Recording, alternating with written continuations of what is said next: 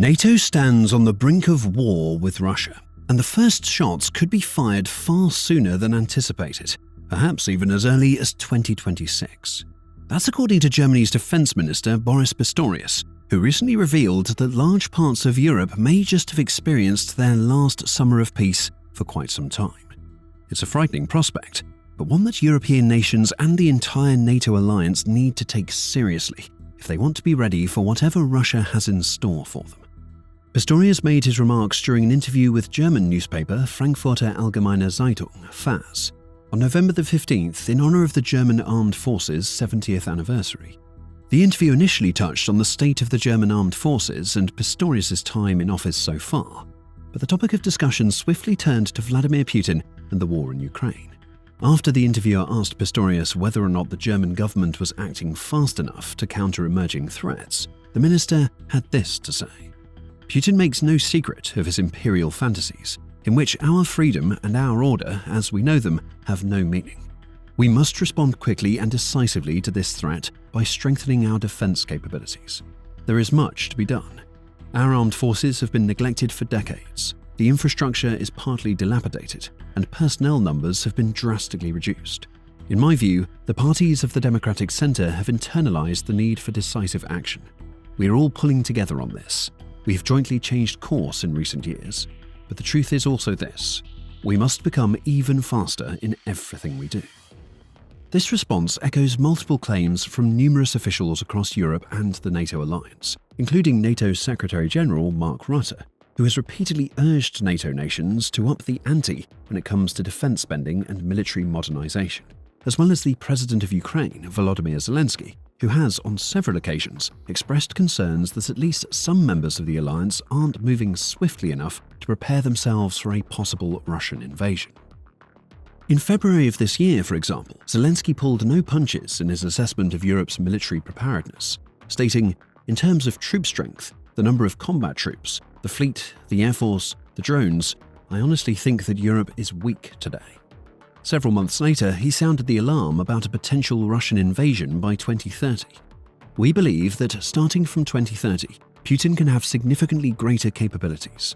Today, Ukraine is holding him up. He has no time to drill the army. More recently, in late September, Zelensky reiterated his belief that Putin has plans far beyond Ukraine, telling the UN's General Assembly in New York that the Russian president will keep driving the war forward wider and deeper unless he is stopped. Rutte agrees, stating quite clearly in a speech at Chatham House in London earlier this year that Russia could be ready to strike NATO nations at some stage in the coming years.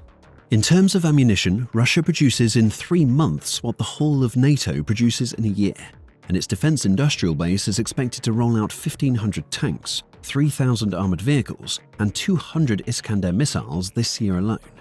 Russia could be ready to use military force against NATO within 5 years. Let's not kid ourselves. We are all on the eastern flank now. The new generation of Russian missiles travel at many times the speed of sound. The distance between European capitals is only a matter of minutes. There is no longer east or west. There is just NATO. Unfortunately, it now seems that the prospect of a 2030 Russian invasion was somewhat optimistic, as Pistorius, citing other officials and military historians, now says it could come much, much sooner. When asked whether or not Germany has enough time to build up its defenses and modernize its military before Putin strikes, the defense minister responded, "The question remains speculative. Military experts and intelligence services can roughly estimate when Russia will have rebuilt its armed forces to the point where it would be capable of launching an attack on a NATO member state in the east. We have always said that this could be the case from 2029 onwards. Now, however, there are others who say this is conceivable as early as 2028. And some military historians even believe we already had our last summer of peace. The timeline between today and whenever Russia decides to invade keeps on getting shorter and shorter, and Pistorius wasn't the only high-profile political figure to make a claim of this kind in recent days. On November the 17th, while speaking at a conference in Vilnius, the capital city of Lithuania, European Commissioner for Defense Andrius Kubilius claimed that numerous EU intelligence services now feel that Russia could be ready to test NATO's strength significantly sooner than 2030. One of the most important questions for the European Union and for NATO is how to defend the Baltics and how to learn from Ukraine. the urgency of the first question comes from the public statements of our intelligence services, including from Germany, Denmark, Finland, the Netherlands, and from our region, that Putin can be ready to test Article 5 during the next 2 or 4 years before 2030. Kubilius has made similar claims before. Back in May of this year, he was asked quite clearly by an interviewer when he expects Russia to attack the European Union, responding, "On this issue, I pay attention to what the intelligence services say, not politicians." The intelligence services in Germany, Denmark, and others are saying that Russia could be ready to attack us, or as they call it, to test Article 5, before 2030. Some believe it could happen even sooner, within the next 3 years. The reason for this is clear. Russia's economy has switched to a war economy and is producing a lot of weapons. At the same time, and this is even more important, it is no longer possible to simply return the economy to its previous state. So, if peace or a ceasefire is established in Ukraine, Russia will continue to produce and accumulate such an amount of weapons that will eventually allow it to launch a new aggression. In his latest remarks, Kubilius went on to note that the most likely targets of Putin's aggression are the 3 Baltic states: Latvia, Estonia, and Lithuania. He added, however, that no matter which specific nation Putin chooses to target, it will be an aggression also against all of NATO and against all of the European Union. And it's up to NATO and the EU to be ready to respond if and when that moment comes. Fortunately, many nations are rising to the occasion, upping their defense spending and taking bold, significant steps to modernize their militaries, upgrade their arsenals, and bolster their border defenses in preparation for what's to come. Some are still lagging behind, but others are setting the right kinds of examples, like Poland, which leads the way in not just European but NATO defense spending, dedicating a whopping 4.7% of its GDP to military investments in 2025. Germany, too, is taking on a leadership role in this domain and has done so since the very early stages of the Russian-Ukraine war. Indeed, it was only days after the invasion began that the German Chancellor at the time, Olaf Scholz, announced that Germany would dramatically increase its defense spending to over 2% of GDP, telling the Bundestag, "We will have to invest more in the security of our country to protect our freedom and democracy." Prior to that point, Germany had effectively resisted calls from countries like the United States and other NATO nations to increase its defense spending, with the country investing just 1.5% of its GDP on defense back in 2021. This was due to a combination of factors, including strong anti-militarist and pro-pacifist stances among the German population, and long-held beliefs that Russia would never attack NATO, and that the era of large-scale ground wars on European soil had been confined to the history books. Putin's illegal invasion changed all that, and Germany had to either adapt or face the increasingly credible threat of invasion and even annihilation. So, as well as spending much more, with plans to invest approximately 3.5% of German GDP into defense by 2029, Germany's leaders have also made significant structural changes and overdue upgrades to the country's military forces.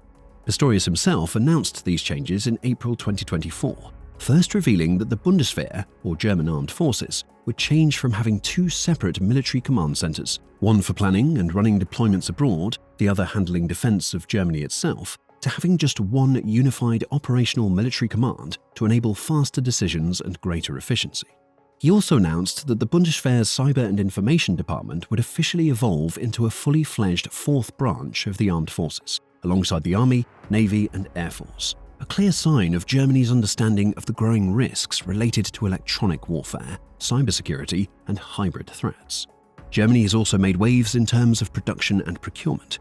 Its biggest defense company, and the 5th largest in all of Europe, Rheinmetall, received an €8.5 billion $9.85 billion contract to deliver 155mm artillery shells to the country's armed forces, with deliveries commencing in 2025.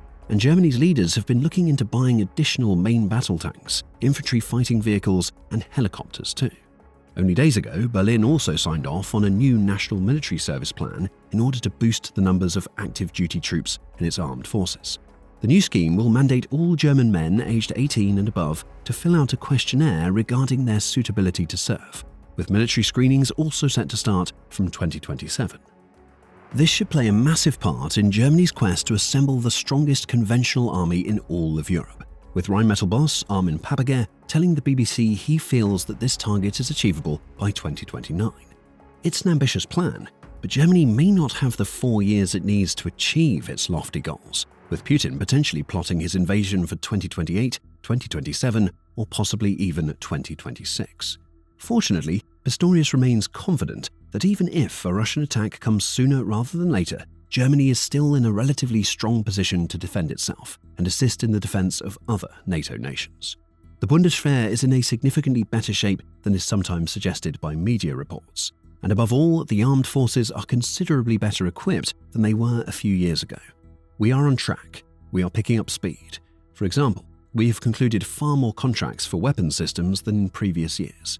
We have a clear plan for increasing personnel and infrastructure. And even before the new conscription system comes into effect, the number of applications and recruits is rising. This is already having a noticeable effect within the ranks. And yes, we're not yet where we want to be, but we are well on our way, and we have ambitious plans. Commenting on NATO as a whole, he stated, "We shouldn't give the impression that NATO cannot defend itself. It can. It has considerable deterrent potential. Conventional, but of course also nuclear. Regardless, we have combat-ready armed forces, but yes, we need to equip them even better." This was a familiar theme throughout Pistorius' interview. He repeatedly acknowledged that NATO nations are, at the very least, ready and able to defend themselves from Putin's attacks, while also noting that the alliance still has some way to go and needs to accelerate as much as it can to place itself in the best possible position if and when a Russian invasion occurs. He highlighted the importance of rapid, efficient, and strategic procurement, while calling on individual defense sector firms to play their part in speeding up military modernization across the board. The crucial point is that we are reliable in our procurement over the long term. We have created the prerequisite for this with a sectoral exemption and a clear commitment to our defense spending. Furthermore, we are creating better conditions for the expansion of the security and defense industry in Germany. The law to accelerate planning and procurement also plays an important role in this. It is also expected to be passed by Parliament this year. But it's also clear, companies themselves must become even faster in setting up and expanding production. There's no doubt that speed is of the essence. Even if experts' predictions are off by a couple of years and Russia doesn't attack until 2029 or 2030, that still leaves precious little time for countries across the European continent to prepare themselves for what is to come. While the Russian army has struggled to make the kinds of gains Vladimir Putin would have wanted, and has also suffered enormous losses, there's no denying that it has also inflicted enormous damage, destruction, and chaos across Ukraine, with reports of more than 50,000 civilian casualties over the course of the war so far, combined with about 400,000 military casualties. Even if Russia has little overall chance of emerging victorious in any sort of direct conflict with NATO, it still has the power to deal vast amounts of devastation, with colossal loss of life a very real prospect for any countries in the Kremlin's sights. The more those countries can prepare themselves today, the more lives they can save if and when the war comes to their doorstep. And while Germany itself is unlikely to be in the firing lines right away, Russia could potentially have plans to attack the Baltics or even Poland before potentially pushing further westwards. What's more, given the fact that Russia's armed forces now rely so heavily on aerial attacks, using long-range missiles and massive drone swarms, it may not necessarily need to solely target the countries closest to it. It could easily launch missile salvos at targets hundreds of miles away, including the major cities and capitals of Western Europe. As we saw back in September, when a small number of Russian drones crossed into Polish airspace, NATO nations don't yet appear to be fully prepared to counteract this particular kind of warfare. Poland and several allies scrambled fighter jets upon detecting the Russian UAVs, but were only able to take out 4 of them. Ukraine, meanwhile, regularly downs hundreds of the Kremlin's drones in the span of a single night, and relies on its world-leading air defense complex to help its cities and vital infrastructure withstand record-breaking Russian swarms. This is clearly an area in which Europe needs to improve, because if and when a Russian attack does begin, there's no doubt that the Kremlin will be counting on its ever-expanding and rapidly evolving drone army to deal large parts of the initial damages. Countries like Poland, the Baltic states, and others will have to upgrade their defenses in order to respond much more rapidly and efficiently. And there's much more that they can learn from Ukraine in this regard, as Danish Prime Minister Mette Frederiksen recently commented at the European Political Community Summit in Copenhagen. The only expert right now in the world when it comes to anti-drone capacities is Ukraine, because they are fighting the Russian drones almost every day. We need to take all the experiences, all the new technology, all the innovation from Ukraine and incorporate it into our own rearmament.